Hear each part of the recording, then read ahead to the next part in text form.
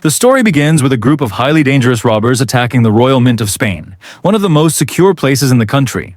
They steal a huge amount of money, but just as they try to escape through the main entrance, police cars surround the building. The robbers immediately open fire. During the exchange, one of them is seriously injured. Their escape plan fails, so they drag their injured partner back inside and lock themselves in. But this raises a huge question. Why did they intentionally trigger the emergency alarm and call the police instead of escaping quietly? To understand that, we have to go back to the beginning. Before the robbery, Tokyo was wanted by the police for serious crimes. While returning home to see her mother one last time, she was stopped by a mysterious man known as the Professor. The Professor shows Tokyo that the police are waiting to arrest her. Then he offers her a chance to join an unbelievable plan. His target is the Royal Mint of Spain, where new banknotes are printed. The plan is to print and take more than 984 million euros. Tokyo accepts. The Professor has already selected 8 criminals for the operation. He takes them to an isolated house where they spend 5 months preparing every detail. They are forbidden from using their real names. Instead, everyone chooses the name of a city. Tokyo is the reckless member of the group. Berlin, who has carried out 27 robberies, becomes the leader inside the mint. Moscow and his son Denver are both hot-headed. Rio is a brilliant hacker who can break into complicated systems. Helsinki and Oslo are powerful brothers. Nairobi is an expert in producing counterfeit money. And finally, there is the Professor himself, a mysterious man with almost no official identity. The Professor tells them that they aren't stealing from ordinary people, they are taking money from the government. He believes this could make them heroes in the eyes of the public. Finally, the day of the robbery arrives. Before entering the mint, the group hijacks police vehicles and captures the officers inside. They load the vehicles with weapons and prepare for the operation. Tokyo and Nairobi enter separately, because they have another important responsibility. Watching Alison Parker, the daughter of the British ambassador, who is visiting the mint with a group of students. Meanwhile, the Professor controls everything from an old warehouse. Rio hacks the mint security system, and the robbers quickly take control of the building. All the hostages are gathered in one place, but Alison is missing. The Professor orders Tokyo to find her. She eventually locates Alison and brings her back. The robbers collect everyone's phones while Moscow and Denver open the vaults. When Denver sees all the money, he becomes excited, but the money inside the vault is only a distraction. The real objective is to use the mint's machines to print their own money. The Professor has already arranged a private communication system, allowing him to speak directly with the robbers without outsiders listening. Their first major plan is to leave the building carrying bags of money, fire a few shots, and then return inside. But everything goes wrong. Rio is shot in the ear and falls to the ground. Denver and Nairobi provide cover and drag him back inside.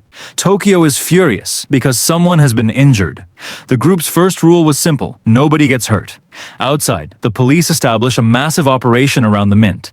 Officer Raquel Murillo becomes responsible for negotiating with the robbers. Berlin answers the phone and connects Raquel with the Professor. Using a voice changer, the Professor calmly speaks to her. Raquel immediately realizes that the person on the other end is not an ordinary criminal. Inside the mint, Berlin orders the hostages to dress exactly like the robbers. This is extremely important because the military is preparing to enter the building and rescue Alison Parker. The Professor had already predicted that the commandos would attempt to enter through the rear exit, and exactly as expected, they try to enter through the back. The robbers are ready with automatic weapons, but Alison manages to communicate with the police and warns them that the hostages are dressed like the robbers. If the commandos enter, they could accidentally kill innocent people. The operation is cancelled. The robbers celebrate another victory.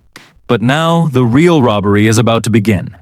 The machines inside the Royal Mint are about to start printing millions of euros.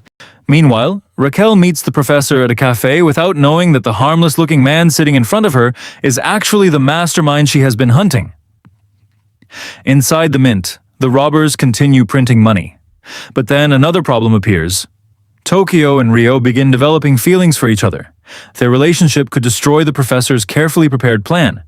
At the same time, a hostage named Monica secretly contacts the police and tells them that everything is going well inside.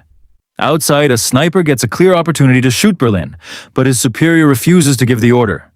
Inside, Berlin starts preparing an escape tunnel with several hostages. The hostages are also allowed to record messages for their families. While Alison is recording her video, Rio becomes distracted while talking to Tokyo. Alison uses the opportunity to turn on her phone. The police immediately detect the signal. Rio notices what has happened, grabs the phone and destroys it. But it is already too late. The police have seen his face. Using Rio's image, they identify him and recover his personal information. Raquel calls the professor and warns him that they now know the identity of one of his men. She asks him to surrender. The professor refuses. He has spent years preparing this robbery and refuses to let one mistake destroy everything. He orders Berlin to find the person responsible. Berlin discovers that Rio was careless and sends him to Helsinki and Oslo, who brutally punish him. Meanwhile, Monica secretly keeps a phone hidden. When Berlin discovers it, he orders Denver to kill her. Denver takes Monica to the bathroom, but he cannot bring himself to kill her after discovering that she is pregnant. Monica comes up with a plan. She tells Denver to shoot her in the leg so she can pretend to be dead. Denver follows her instructions. Berlin believes Monica is dead, but she is actually alive and hiding in a secret room. The money printing continues at full speed. Tokyo becomes furious after seeing Rio being punished. She destroys several cameras and warns the professor that nobody is allowed to hurt Rio again. The professor then tells her that the police have already connected her to Rio through old security footage. Things become even more dangerous. The professor secretly visits the police camp and observes their operation. At the same time, the hostages discover that Berlin ordered Monica's death. Moscow is devastated because Berlin has broken the group's most important rule. He decides to surrender. Moscow runs toward the main entrance and opens the door, but Denver quickly covers his father's face because the police could identify him. The door is closed again. Denver then reveals that Monica is still alive. Later, Moscow and Denver take several hostages onto the roof. During the confusion, a hostage named Arturo stands among the group. A sniper mistakes him for one of the robbers and shoots him. The police suddenly realize they have accidentally shot an innocent hostage. The pressure on Raquel increases. She contacts the professor and asks him to allow an ambulance inside. The professor agrees to let a medical team enter. But the police have another plan. They send Angel inside disguised as a doctor, while commandos secretly prepare to enter through a ventilation system. However, the professor recognizes Angel through the cameras. He immediately warns Berlin. Because of the 5 months of training, the robbers already know exactly how the police operate. Berlin searches the doctor and Angel and discovers their equipment. The professor even places a microphone inside Angel's glasses, allowing him to listen to the police conversations. The robbers then change the masks and clothes of the hostages again. When Angel realizes what has happened, he understands that the commandos could kill innocent people. He quickly returns to the police camp and tells Raquel to cancel the operation. Once again, the professor has defeated the police without firing a shot. Meanwhile, the robbery becomes headline news around the world. The robbers have already printed billions of rupees worth of money. But the police are getting closer to discovering the professor's identity. And this time, they have found a very important clue. The police discover a possible clue involving the car used by Tokyo and Rio. They trace the vehicle to a junkyard. The professor realizes that this could expose the entire operation. He immediately travels to the junkyard and removes every possible fingerprint and piece of evidence. Before leaving, however, he deliberately leaves behind a button from Berlin's shirt. When Raquel arrives, she realizes that someone was at the vehicle only minutes earlier. The professor knows he cannot leave normally, so he changes his appearance and walks away disguised as a beggar. Raquel eventually realizes who he really is and runs after him, but the professor escapes. Back inside the mint, the professor reveals the real escape plan. The tunnel the hostages are digging is only a distraction. The robbers are actually going to escape through another tunnel that the professor prepared years earlier. Meanwhile, the police identify Berlin through his fingerprints and discover his criminal history. The media begins reporting negative stories about him, which makes Berlin furious. The professor also has another problem. The owner of the junkyard remembers seeing him. To protect himself, the professor investigates the man's family and uses the information to intimidate him. The man eventually deletes the sketch he had given to the police. Inside the mint, Berlin suspects Denver may have left the button behind because he had once slept inside the car. But the professor contacts Berlin and reveals the truth. He was the one who deliberately left the button behind. The professor also reminds Berlin that he broke the group's most important rule by ordering Monica's death. Then Berlin shocks him by revealing that Monica is actually still alive. There is no time to waste. The professor tells the robbers to begin the next stage of the plan. Suddenly, gunshots are heard inside the mint. The robbers deliberately fire their weapons and force the hostages to scream. Outside, Raquel immediately calls the professor and demands an explanation. He claims that they were simply testing their weapons. Raquel doesn't believe him and asks to enter the building herself. The professor actually wants this.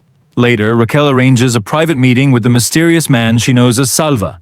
She still has no idea that Salva is actually the professor, the mastermind behind the entire robbery. Slowly, Raquel begins falling in love with him. But then Angel shows Raquel the truth about Berlin. Berlin is suffering from a serious illness, and his condition is far worse than anyone realized. Meanwhile, inside the mint, the robbers continue preparing for their escape. The professor has spent years planning every possible situation, but the pressure is now becoming unbearable. The police are closing in, the hostages are becoming harder to control, and the relationships inside the group are starting to break apart. Yet, the professor still has one final plan. The real question is not whether they can steal the money. The real question is, can they escape the Royal Mint without getting caught?